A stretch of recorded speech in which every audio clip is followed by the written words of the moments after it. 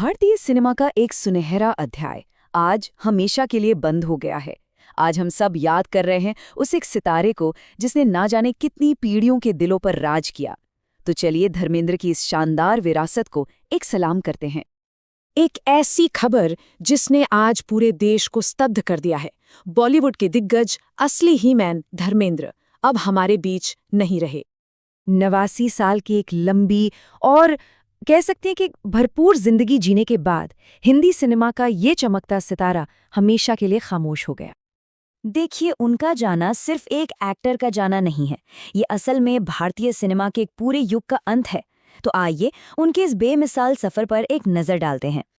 तो हुआ ये कि 24 नवंबर 2025 को उन्होंने इस दुनिया को अलविदा कह दिया। वो पिछले कुछ समय से उम्र से जुड़ी स्वास्थ्य समस्याओं से जूझ रहे थे। उनका अंतिम संस्कार मुंबई के विले पार्ले शमशान घाट पर किया गया।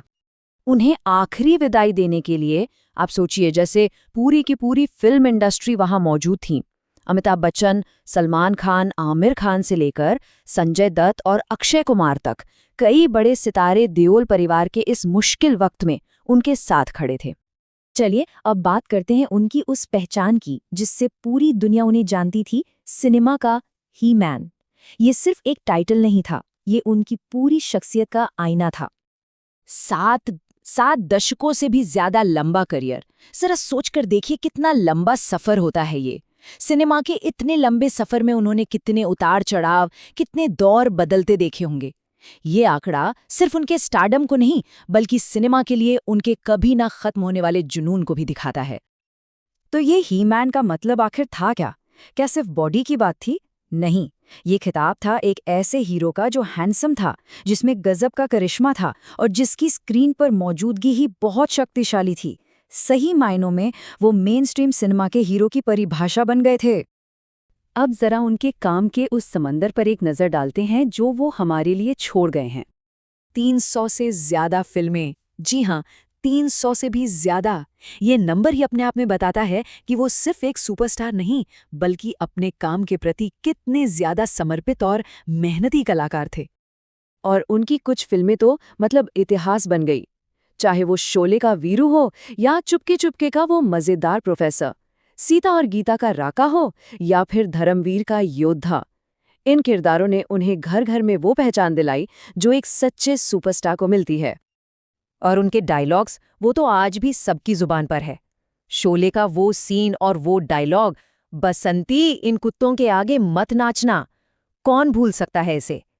उनके बोले हुए शब्द भारतीय पॉप कल्चर का एक ऐसा हिस्सा बन गए जो कभी मिट नहीं सकता। उनके जाने की खबर आते ही पूरी इंडस्ट्री ने उन्हें श्रद्धांजलि दी। देखते हैं कि उनके अपने लोगों ने, उनके साथी कलाकारों ने उन्हें कैसे याद किया।